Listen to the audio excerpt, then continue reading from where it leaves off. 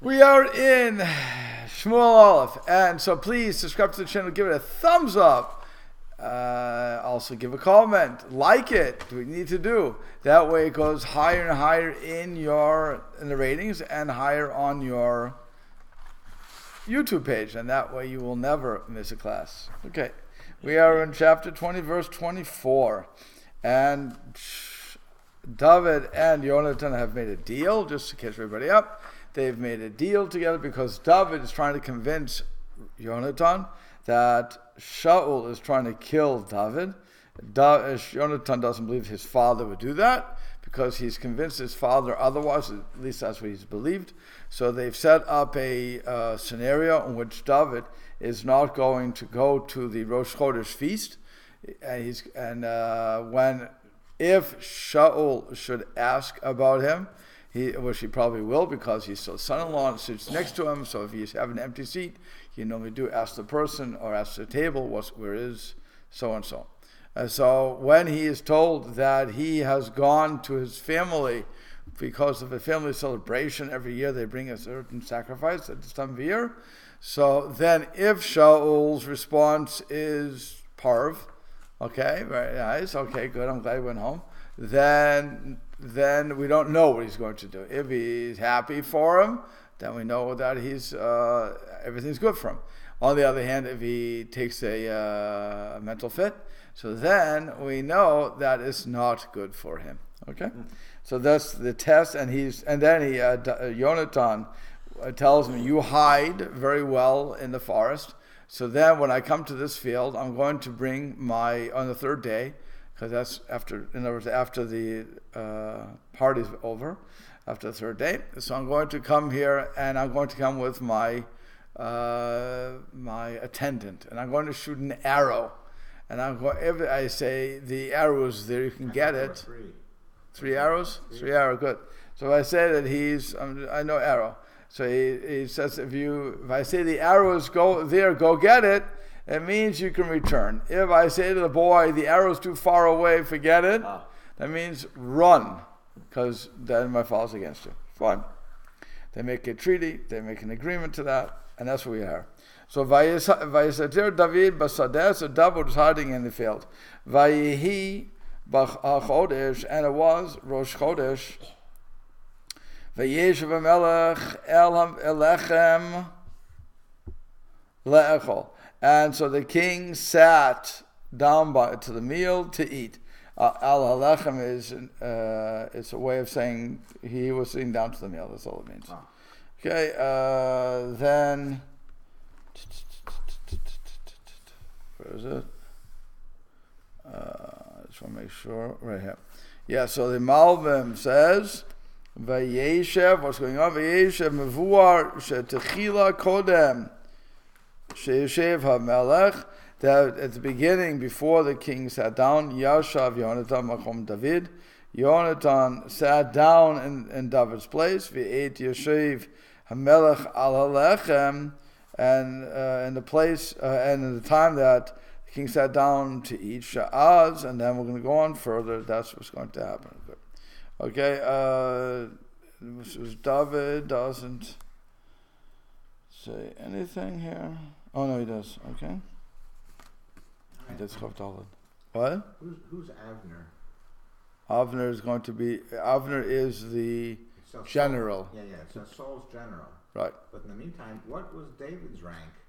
He was also in the. David was way up. He was his son-in-law, but he's.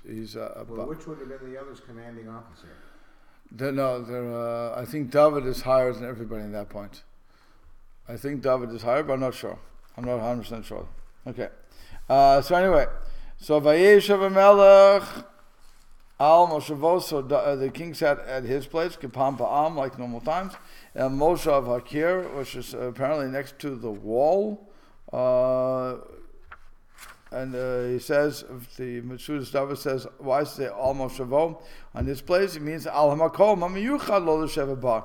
It's a special place. It was, in other words, his seat. He sat at his seat. And that seat was situated near the wall. Okay. And so as Does that say something about seated in a semicircle, or not really? It doesn't explain the configuration of the. Does that say something about? Doesn't say yet. So not yet. Yeah. Vayakam Yonatan v'yishev Avner b'sad Shaul. So that's when Yonatan got up and he sat, and Avner sat to one side of Shaul, or to the side of Shaul. Vayipaked makom David, and the place of David was empty. Okay, was paked is it's interesting. We had it before. Yeah, he saw it. It's an empty place. There was somebody missing there. So you had Yonatan sitting, you have Avner sitting, and then you have David's place that is empty. Okay. And so the Malbim says, "V'yishet makom el mashavosh ha'yiragil l'shev eitz l'kir b'rosh ha'kruim," that Shaul was used to sitting at the head of the table. Was David's wife there, Saul's daughter? She's not. It doesn't say. It doesn't say. Yeah, that's what I asked. Right. It doesn't say. I'm not sure if the women were invited to the party. In other words, I'm not sure. I'm not sure if women were invited to the party. Yeah. If the chair is empty, would he inquire of David's wife where he is, or of his own son where he is?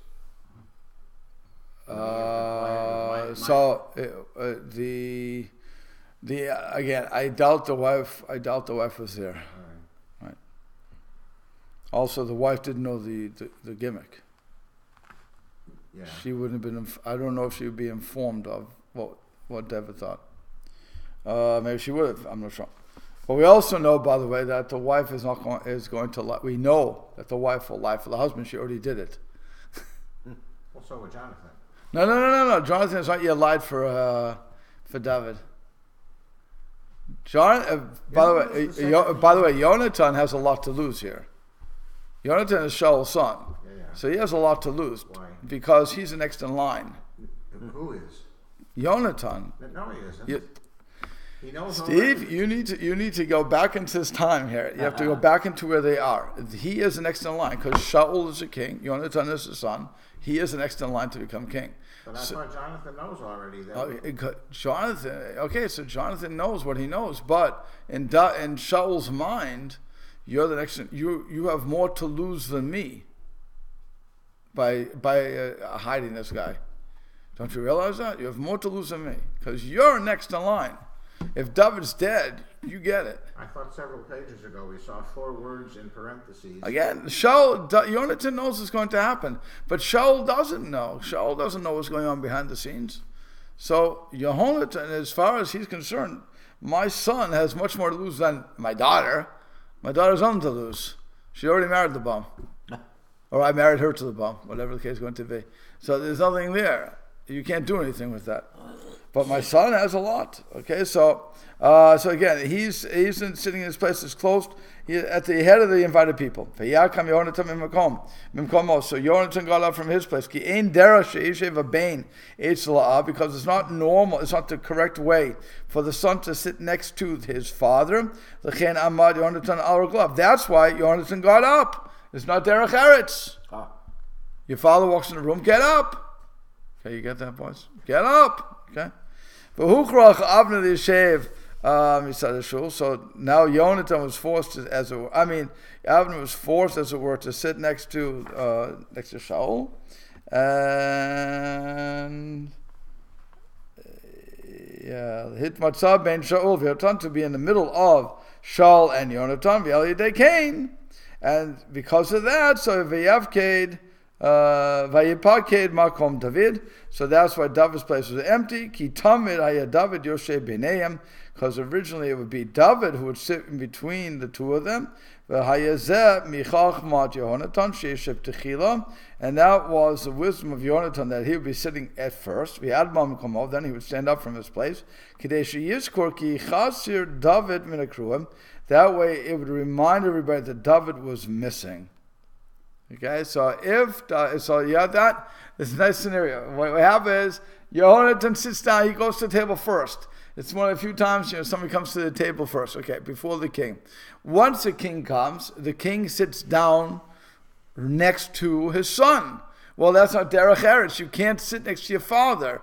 So what he does is he stands up. Avner is forced to sit between the two of them.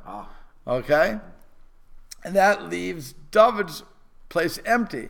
Now that's brought to everybody's attention. This is what he wants, because he wants Shaul. We want to know, is Shaul against him or for him? So we're forcing the issue, as it were. That's Yonatan's plan. What was that Hebrew term she used? Some derech eretz? Derech eretz, common courtesy. For the king, doesn't that chair even look different than all the others? No, he wasn't in the king's chair. He's sitting next to the king. But he knew where Saul was going to sit anyway. It makes it sound like it was open seating except for where they sat next to him. No. He sat down first. His father comes in, derech eretz. He gets up, but he cannot sit next to his father now. Yeah, why? It's not proper. I don't know. It's a lack of honor for the. I'm not. When it comes to this, I can't answer because it didn't seem to me that it's a lack of honor to your dad. But apparently, it's a lack of honor in this kingly setting. And yes, in this kingly setting, it's apparently a lack of honor. To the king? To the king. To him to sit next to your son. It could be because it looks like he's going to take over. I don't know. I'm sure. I don't know. Offhand, I don't know. But that's what the Malbim is saying. That the reason he got up was all part of the plan because he wanted to, ultimately he would want Avner to be forced to sit there, which would leave David's place empty.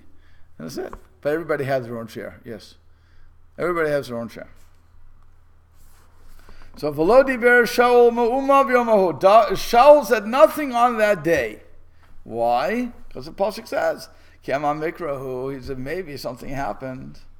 Vilti tahor, maybe vilti tahorahu, kilo tahor, maybe he's not tahor, maybe he's impure right now, he has to go to the mikvah, he couldn't make it. Okay, it's possible, anything is possible. And so the Malbim says, Lo diber shal mu'uma ki amar belibo, because he thought in his heart, he thought to himself, Mikrahu Sharatsalam or Shara Keri.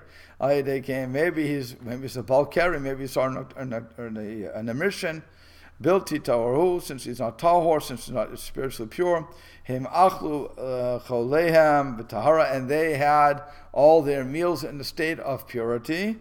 Vahosif, as he adds, Kilo Tahor, Visanato, at David Amar, and in his hatred for David, he said, this comes from the reason that he's not tahor, maharher biyom, and he was thinking about things on that day. Uvali de tuma balayla, and that's why he came to Tuma at night. So you got that. So here he accuses David of having lewd thoughts during the day, which causes him to have an eternal mission at night. And that's why so he decided the reason he's not there was because he's really a lewd guy. Okay? But he says anything can happen. That's why he couldn't jump. And since we eat all our meals in a state of spiritual purity, he couldn't go, even if he would go, the mikveh wouldn't help till the nighttime anyway. Fine. So that was the decrease. Good. Saul's just there with the spear. Say it again, please. Saul's just there with the spear. He's like, soon, tomorrow. What? He's waiting with his spear. He's like, not today, tomorrow. Soon. Okay. In verse 33, all things blow up here, it looks like. Okay. So he says, Vayhi mimacharad chodesh hasheni. So now it's on second day Rosh Chodesh. Vayipaked makom David. And again, David's place was empty. Vayomer Shaul al Yonatan beno. So Shaul says to Yonatan his son, Madu lo ba ben Yishai gam tamol gam hayom el halacham.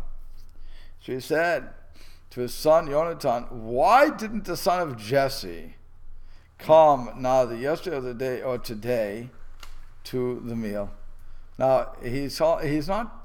If you would think about this, you go into your father-in-law's house, and he doesn't call. He wouldn't say, "What's your He wouldn't say, "Where's my beloved son, Mark?" He would say, "Where's Ornstein?" Oh. You got it? Yeah. I don't. Yeah. when you're talking about a loved one, I use your first name as familiar name. If I don't use that, then I'm distancing myself.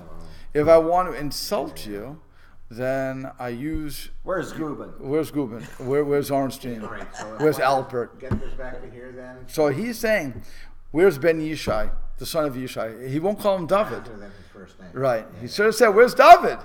Who's David? My favorite son-in-law. Beloved. Right, my beloved son-in-law. Where is he? He says, where's Ben Yishai? Where's the bum? What's going on here? So he denigrates him right down in there in front of everybody. He could have said the general. He could have said a lot of things. No, he says, where's Ben Yishai? Where's the son of Yishai? So you have to get the language there. That's why he's doing that. And once it's like when you go to school, a teacher can either call you by your first name. Again, that's an endearing thing. They want to be familiar with you. Or they call you by your last name. And that's a sign of really not as much respect. The respectful way, by the way, would say Mr. Orenstein, Mr. Alpert. No. When a teacher, if you remember To Serve with Love, okay, that old movie, the old movie with To Serve with Love, when he wanted to get the kids to respect, he didn't call them by their first name, familiar. He didn't call them by their last name as derogatory. He said Mr., Miss, and they all responded because now they're like, that's an adult, treating like an adult. It's also It's respect. It's respect, right? Total respect. So that's how you. Also objectivity from the point of view of the other students, that they be treated equal in each other's eyes. Okay, however you want to look at that, but the point is he was trying to show respect. So when I go into a place and somebody says, "Hey, Nebel," no, it's either Rabbi, Mister, however you want. It's not Nebel. My name, that's my surname. Leave me alone with my surname. You're insulting me by doing that. You give me proper derech eretz. Okay. Sorry? It doesn't really work in the school situation when you have siblings. It's like, oh, Ballinger. You got Ballinger. It's like, which one? Especially before when we started at Tech, both Avi, me, and Dan were all in the same class. Right. So if someone said, Ballinger, stop it. There's three of us. Oh, well, if they had to say balance to stop it, I think all three would go down really quick. Context would Right. Obviously, correct. Obviously, if you have more than one, you have to identify. You, blue, red, blue, you, I don't know who you are, whatever you are. Yellow, sit down. Okay, yeah, 100%. But again, that's derogatory. Instead of just saying, okay, what's it, what are you? Avi, Shmuel, Sam, okay, Sam, sit, and you say, yeah, Sam, okay. Oh, blue, Sam, red, Avi, okay. Right? Oh, that's not even red anymore. I don't know what that is. It's close to red, okay. Quite red, okay. Is that your Scottish tartan or something? Yes. Okay, so now it's gone. But that's really what's happening there. Okay, so the Malbim now says, on this, Chodesh Sheni, on the second day of the month, Sha'avru az era Chodesh, that now the month is going to be over. Okay, so fine. That's all he's saying there. So he just asked, where was he? Vayan Yehonatan et Shaul. So now Yehonatan answered Shaul, Nish'al David me'imadi ad Beit Lachem. David asked me if he could have leave to go to Beit Lachem. Because again, his father, the storyline is that he wants to go home to his family for the korban, for the sacrifice. So the Malbim says, V'yan Heishiv 1, the first thing is Shahalach B'Reshut, that he went with permission, V'al Ze Amar, and with this he says, he surely asked, Hatam Shanatan Lo Reshut, that's the reason that he was given permission. He asked to go, I gave him permission to leave. Fine. Vayomer Shalcheni Na, and he said, so now he's telling what David asked. He said, please send me ki zevach mishpacha lanu be'ir. It's the sacrifice of my family today in the city. Vehu tziva li achi, and my brothers commanded me. In other words, they told me to come home. V'yata imasati chem b'necha. So now if I find favor in your eyes, Yehonatan, imaltana v'ere et achi, I will go and I will see my brothers. Al Kain lo ba, and therefore he did not come El Shulchan HaMelech, to the king of the table, to the table of the king. So he says, "Ki zevach mishpacha she'achiv gadol shiva lo shevo." His big brother commanded that he should come. He got an invitation he couldn't refuse. Okay, the big brother told him, the oldest one. V'zeh ketuv. That's why he says my brother commanded me. Shelo halach le'echol v'lishtot. He didn't go to eat or drink. Rak amar va'ere erachai. I want to see my brothers. That's why he's going. He wasn't just going for the meal. Okay, it wasn't just a family simcha. Yeah. When he says he wanted to go to his family to the sacrifice for the korban, wouldn't they have to give the korban by the Mishkan? No, they had bamot in those days. They didn't. There were times you could sacrifice on a bama, on a. How do you say that bama? Altar. Yeah, it's a personal thing. You could do that, or it could have been that they were going to Shiloh too. They remember what's his name isn't in Shiloh. The king is on Shiloh. Right. You're thinking the government offices being where the korban is. No, then why didn't the king go to Shiloh? If everybody has to go to Shiloh. No, so they don't have to go because Rosh Chodesh. Oh, okay. Their family had a specific thing. So either they could go to Shiloh or they went to Beit Lechem because they had a family event. So they wanted to give it could be a miracle that happened for the family. So I'm pretty sure that they could still had bamot in those days. I'm pretty sure. I'm not 100% sure. But that could have been it would have been a bama katana, by the way. It wouldn't have been a big one, but it would have been a small one. Until the temples built. I'll back that. No, the Shiloh also would have done it. You couldn't give certain sacrifices anywhere, but the place, yeah. But this would have been a private one. So that's his point. Rosh Chodesh was like a... Rosh Chodesh is just it's like today. It's a semi-holiday. Semi. So you don't say tachan, you don't do certain things. You had a feast on it. We don't do a feast today. Right. But, I mean, you should. The truth is you should. We should have something to show that it's an important day. I mean, it's a day of teshuvah. It's a day of total repentance, of forgiveness for us. That's what we say. When we're saying our Musaf service, that this is time for kapara. So that's why some people fast. Erev Rosh Hashanah, they do fast on Erev Rosh Hashanah too, but Erev Rosh Chodesh they fast. So some people, not everybody. It used to be everybody did, by the way. So would today then be a feast day or a fast day? No, the day before Rosh Chodesh would be a fast day. And half day, daytime, in other words. Yeah, daytime, which means from sunrise to dawn to sunset. Yeah.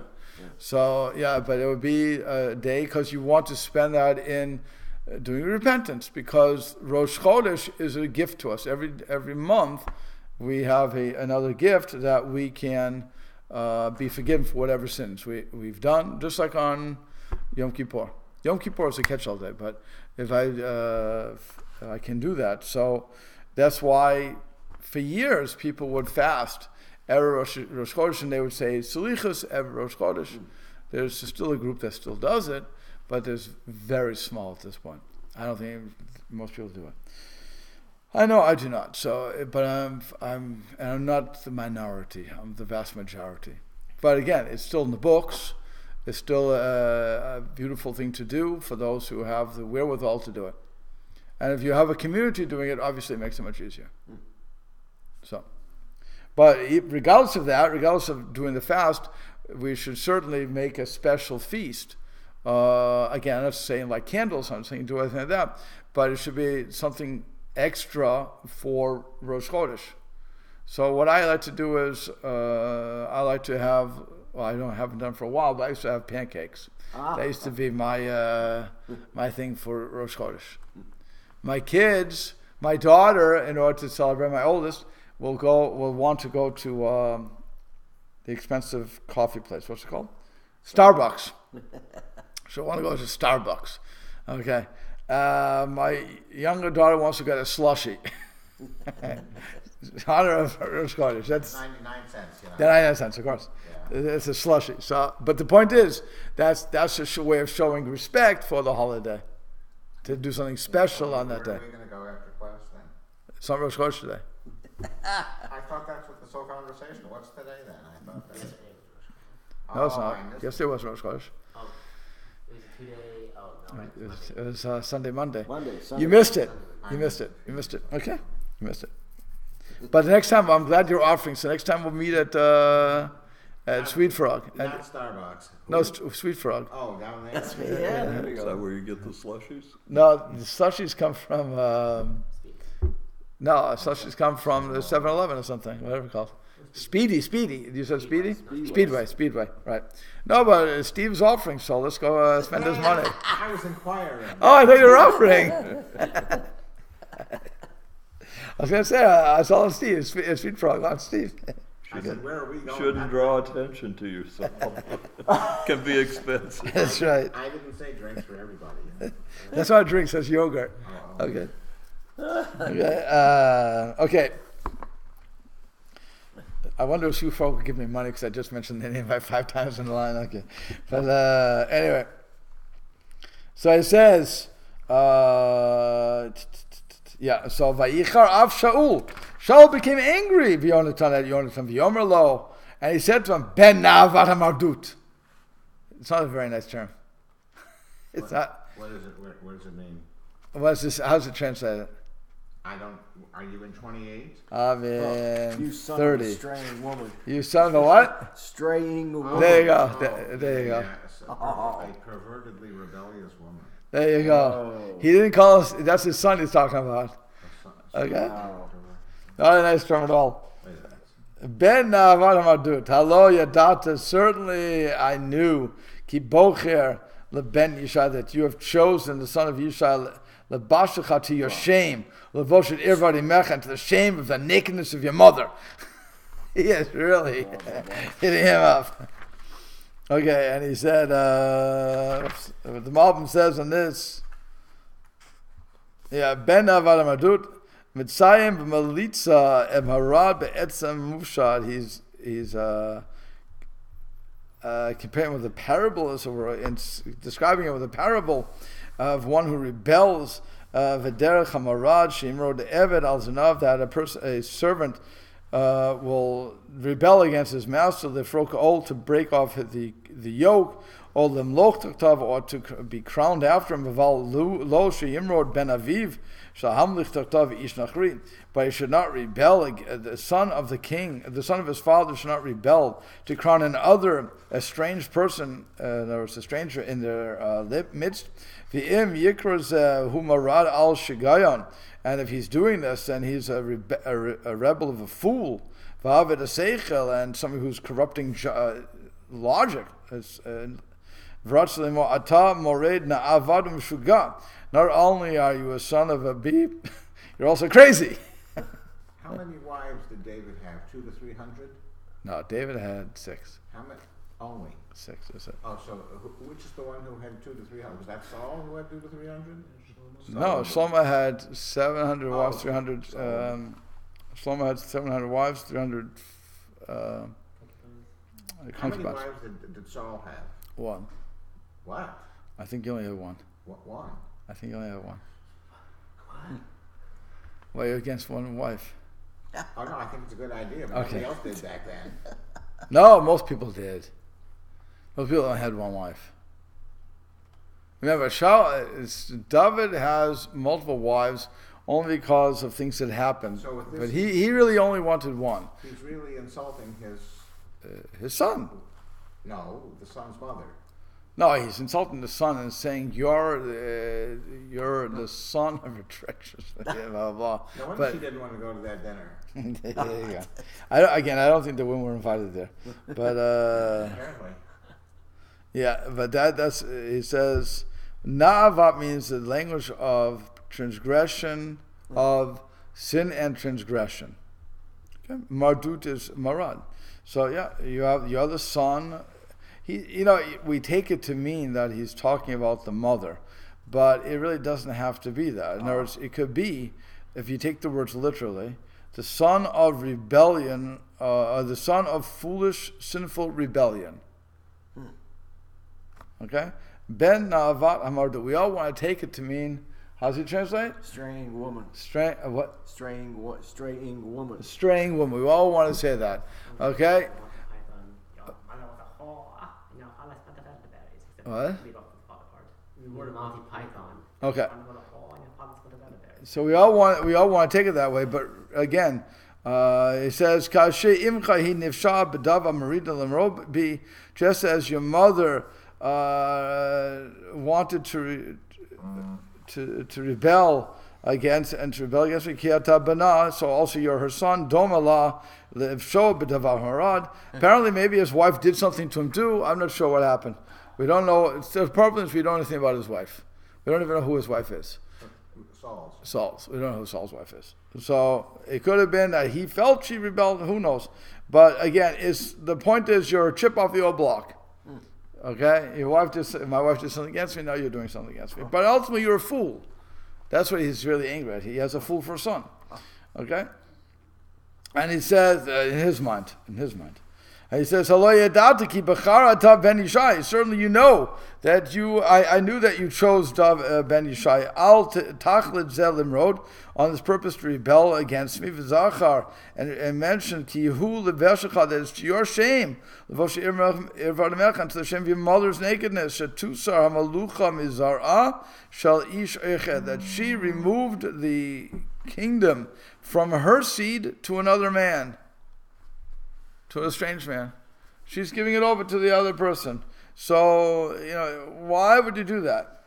Really, he's perplexed. He's angry and he's perplexed. You're an idiot. She's saying to her son, you're an idiot.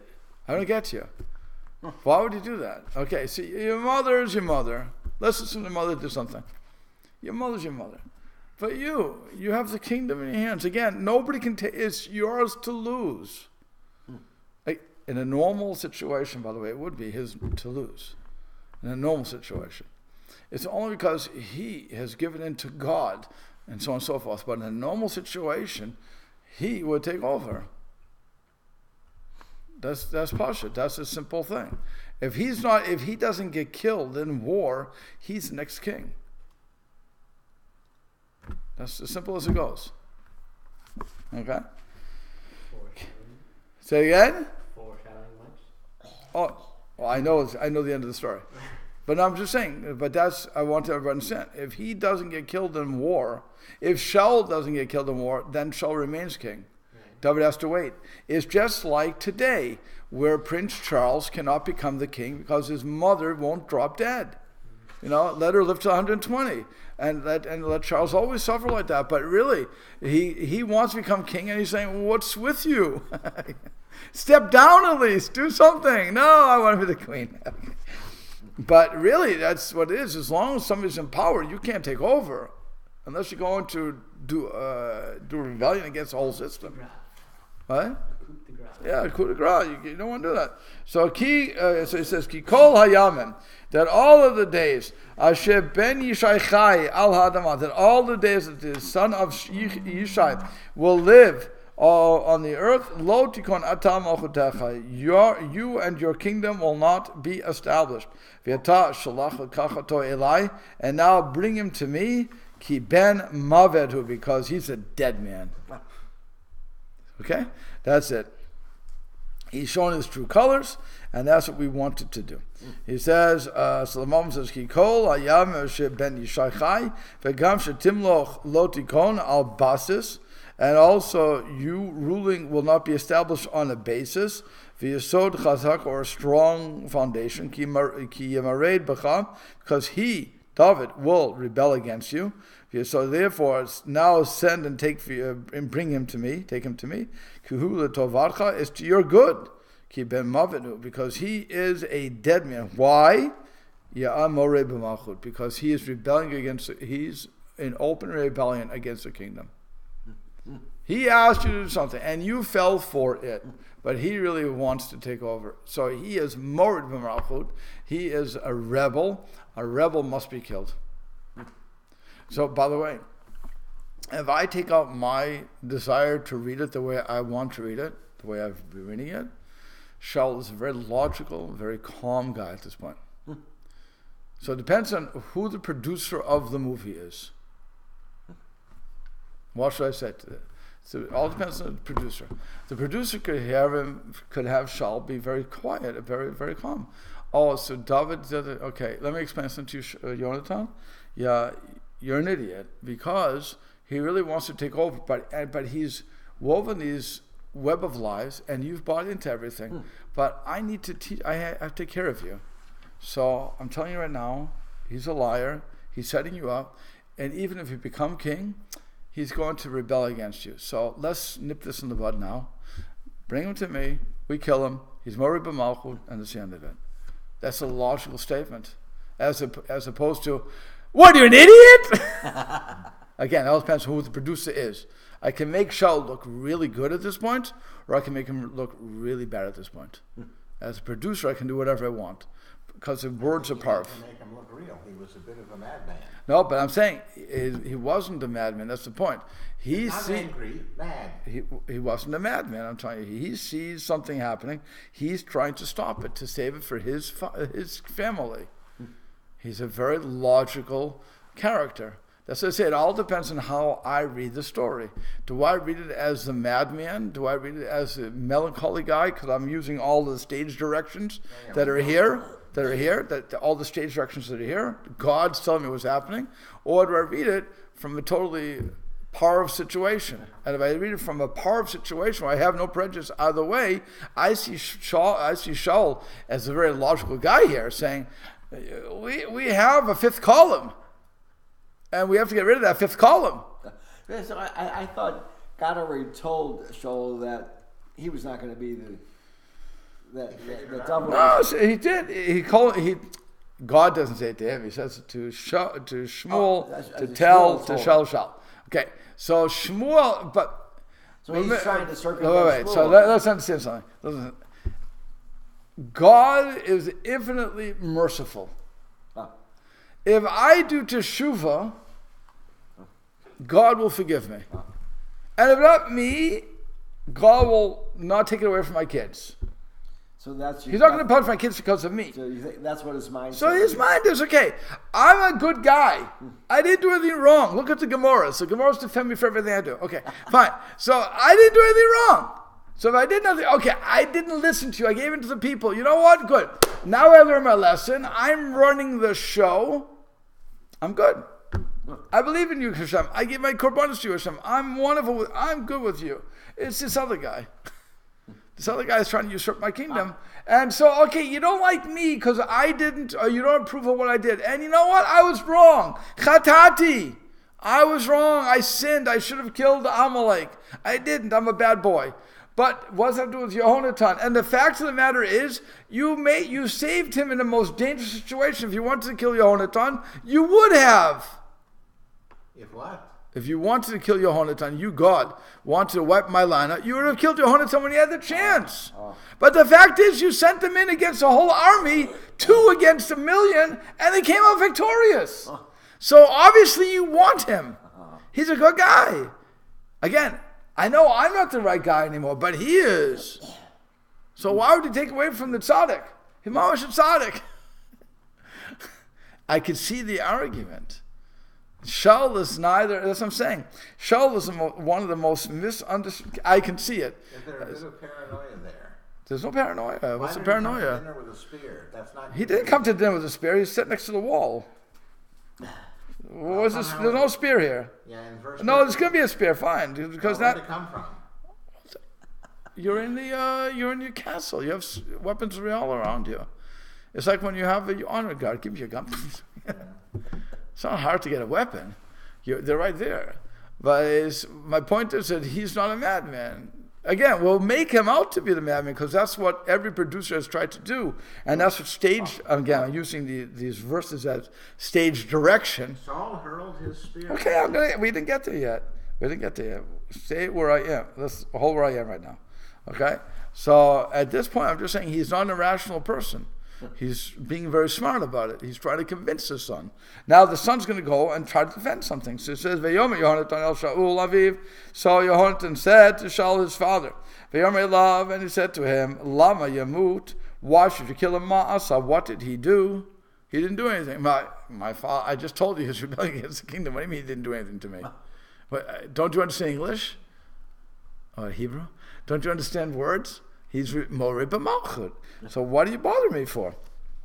And he said, Vayatel Shaul echadid alav la'akoto. So Shaul took the spear to kill him. V'yeda Yehonatan, and Yehonatan knew kikala himi im aviv lahamid David. And so now Yehonatan knew that it was done, and his father wanted to kill David. That was the end of it. Okay. So Ki Yechlimu, where's that? That's Lamed Daled. Okay. So that's who we are. So once he's established that he really does want to kill him, so we're all set. So he says, Vayakam Yehonatan me'im hashulchan. So Yehonatan got up from the table, B'chari af angrily, right? V'lo achal yom hachodesh hasheni lechem, and he didn't eat on that day. On the second day, the food, Kinetzav al David, he was sad about David, Ki Yechlimo aviv, because his father had embarrassed him. Right, that's what they want to say, embarrassed? Yeah. Well, embarrassed? Humiliated, Okay. So he said, so the Malbim says, Ki Ras Limor, Shegam, Hagam Shechlimo aviv, also that his father had embarrassed him. Al Zeh Netzav, he was also sad about David. So he has two things that he's not a happy camper about. He's going to I have to admit, Yonatan had a duck. Well, actually, it doesn't say he threw it at his son. He threw it to kill him. So apparently, Yonatan knew how to duck really quick. I'm not sure, but okay. So, and we'll have to. So we will stop there. We're at 35. Does your book go from 30?